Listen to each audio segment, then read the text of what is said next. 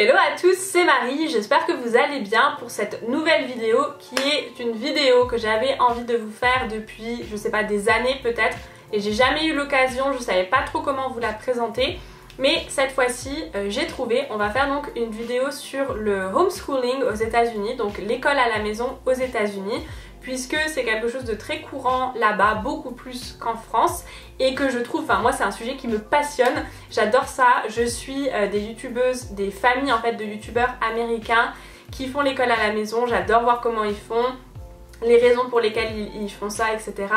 Et c'est vraiment quelque chose que j'adore et qui me passionne, et du coup j'avais envie de partager ça avec vous et de vous en parler. Donc voilà, j'espère que ça vous plaira et c'est parti. Comme d'habitude, avant d'aller plus loin dans la vidéo, n'oublie pas de t'abonner juste en dessous de la vidéo, de mettre un petit j'aime si la vidéo t'a plu et éventuellement de laisser un commentaire à la fin pour me dire si ça t'a plu. Et aussi de me suivre sur Instagram, très très important, de me suivre sur Instagram, je vous le mettrai juste là. Et du coup c'est parti pour la vidéo.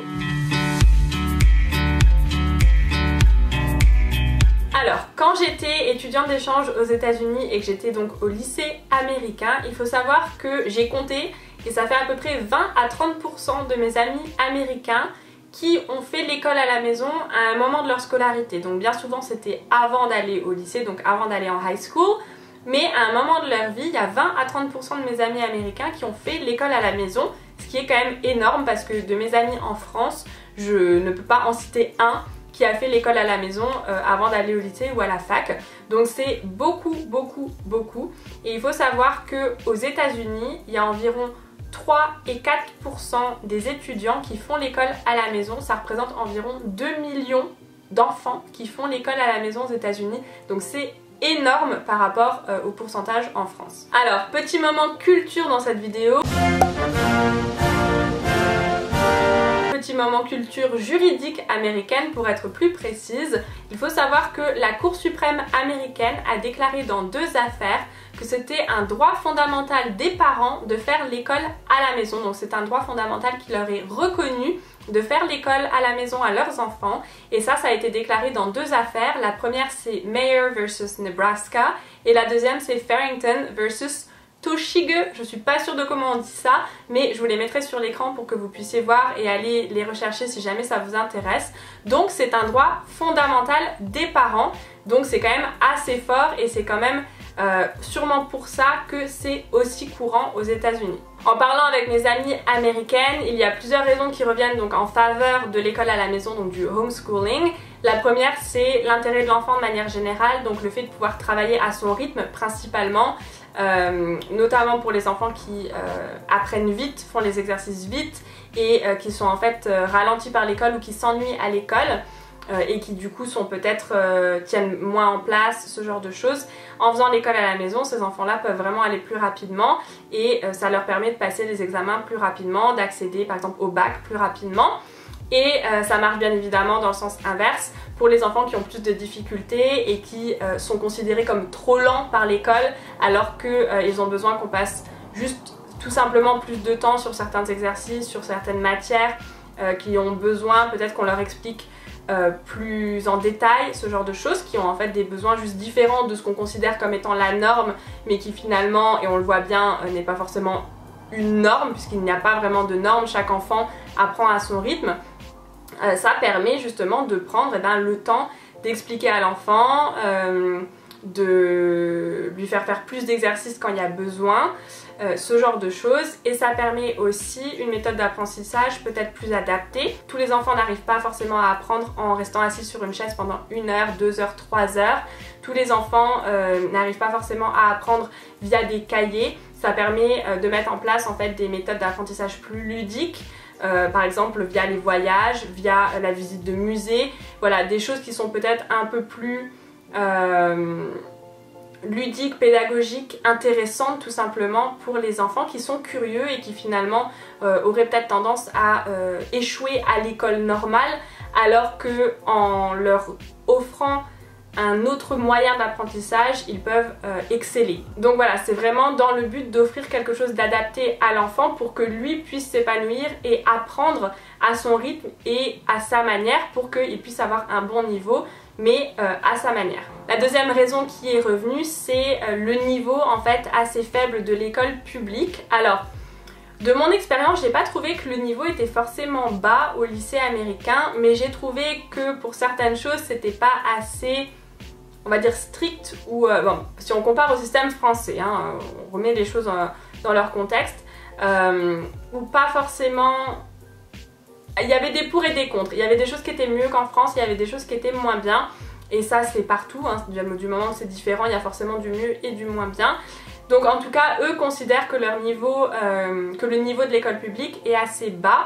Et du coup, les parents préfèrent mettre leurs enfants en école privée, sauf que l'école privée a un coût et que l'école à la maison permet de faire ce que l'école privée fait, mais à moindre coût, et donc ça devient en fait une question financière. La dernière raison qui revenait, c'était le style de vie en fait que ça permet d'avoir, de faire l'école à la maison. Ça permet aux familles de partir en voyage, d'être plus flexibles, de répartir leur temps comme elles le veulent et d'avoir voilà, peut-être un sens de sérénité plus installé dans la famille, d'être moins stressé par l'école, par les horaires, de faire vraiment, c'est encore une question un peu de rythme qui peut être différent sans forcément impacter négativement l'apprentissage de l'enfant. Alors maintenant vous allez me dire, tout ça c'est bien beau, mais se pose la question des dérives, des scandales qu'on voit régulièrement aux États-Unis où tu as deux parents qui en fait ont séquestré leurs enfants pendant 20 ans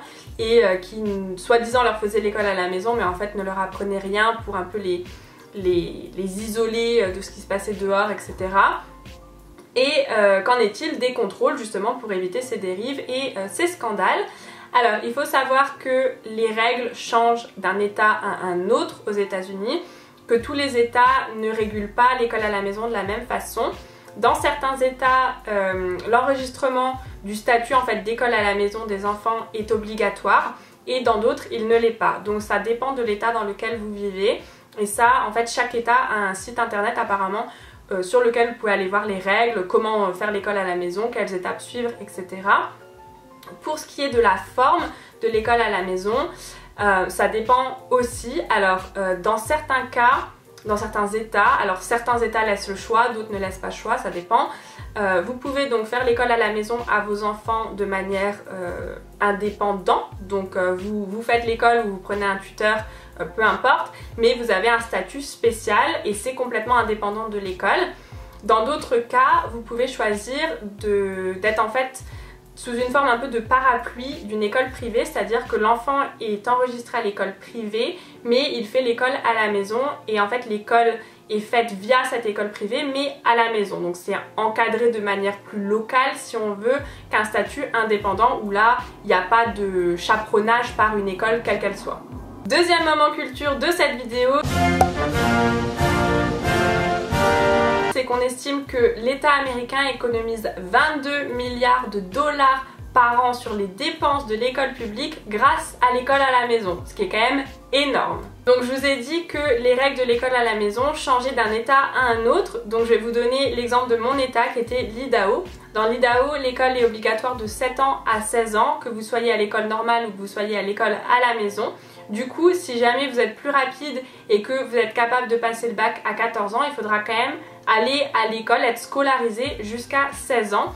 Alors que dans d'autres États, il me semble la Californie, mais je suis pas sûre, c'est différent. Donc par exemple, si vous prenez Lisa Cimorelli, je ne sais pas si vous connaissez les Cimorelli, c'est un groupe de chanteuses américaines. Elles ont, je crois, toutes fait l'école à la maison et donc Lisa, qui est une des plus grandes filles, a fait l'école à la maison et a pu avoir son bac à 14 ans et donc à 14 ans elle est partie à l'université. Donc c'est la preuve que ça change vraiment d'un état à un autre. Et enfin, la dernière chose dont je voulais vous parler, c'est la forme que peut prendre l'école à la maison. Donc aux États-Unis, il y a énormément de choix différents, il y a une très grande liberté par rapport à l'école à la maison, alors qu'en France, il me semble qu'on n'a que le CNED. Dites-moi si je me trompe, mais il me semble que c'est le seul organisme par lequel vous pouvez passer pour faire l'école à la maison à vos enfants.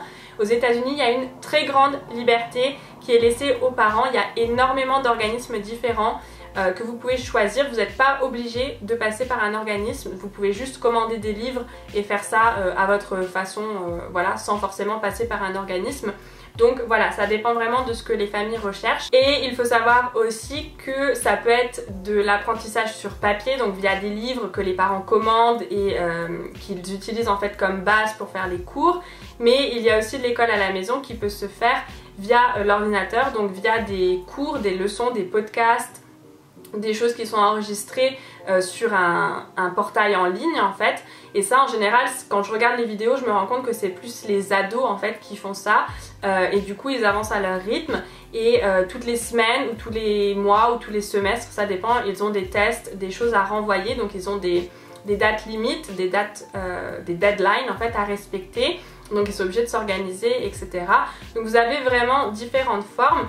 La forme papier, la forme ordinateur, et puis pour les parents qui veulent être complètement indépendants, il y a tout ce qui est musée, voyage, des choses un petit peu plus alternatives on va dire. Et par rapport à l'organisation, ça dépend donc du coup de la forme que l'école à la maison prend. Donc si c'est sur ordinateur avec des deadlines par exemple pour les ados dont je parlais, là ça va être plus strict parce qu'il y a des choses à rendre en fait toutes les semaines ou tous les mois, il y a un peu une sorte de contrôle continu. Mais pour les parents qui choisissent de s'organiser avec des livres en passant par un organisme ou de commander une certaine collection de livres qui comprend les maths, la géographie, la biologie, enfin voilà ce genre de choses, là ça laisse plus de liberté puisque du coup il n'y a pas de choses à rendre forcément. Les enfants ne doivent de compte en fait qu'à leurs parents, alors qu'en ligne les enfants doivent des comptes à l'organisme ou au programme, au professeur avec qui ils travaillent via l'ordinateur. Donc là c'est un petit peu différent, mais quand c'est sur papier et complètement indépendant, les parents ont le choix de répandre en fait les cours, les leçons comme ils le veulent. Donc parfois certains ne vont faire que le matin de 8h à midi et l'après-midi l'enfant peut faire ce qu'il veut. Et certains parents vont répandre les leçons, les cours etc. tout au long de l'année. Et donc au lieu de prendre 1 ou 2 mois de vacances d'été sans école du tout en été, ils vont prendre des petites vacances en fait au fur et à mesure de l'année. Mais ils ne vont pas vraiment faire de gros breaks pendant l'année de manière à ce que l'apprentissage soit vraiment régulier et que tout soit vraiment étalé avec des pauses au fur et à mesure. Donc du coup le fait de faire sur papier ça laisse quand même plus de liberté aux parents et ça j'ai remarqué que dans les familles que je suis, en tout cas sur YouTube, donc voilà je ne les connais pas quoi que ce soit, ça a l'air d'être plutôt pour les jeunes enfants en dessous de 10 ans on va dire, où c'est plus approprié et après ils passent à l'ordinateur. Donc voilà, ça dépend des enfants, ça dépend de la famille, des envies de chacun, etc. Mais voilà un petit peu les options qui existent. Et donc voilà pour cette vidéo sur l'école à la maison aux États-Unis. J'espère que ça vous a plu. Je pense que c'est pas quelque chose qui est très connu, donc j'espère que ça vous a appris quelque chose ou peut-être que ça vous a donné envie de vous y intéresser. Je sais pas pourquoi c'est un sujet qui me passionne. Peut-être que c'est parce qu'à l'école moi je m'ennuyais et que du coup j'aurais peut-être préféré faire 3 heures de cours à la maison et ensuite faire un peu ce que je voulais. Mais voilà, c'est quelque chose qui me passionne et j'espère que ça vous a plu. Si c'est le cas, n'oubliez pas de me mettre un petit j'aime sous la vidéo. Et voilà, moi je vous fais plein de gros bisous et je vous dis à la prochaine pour une nouvelle vidéo. Bye bye!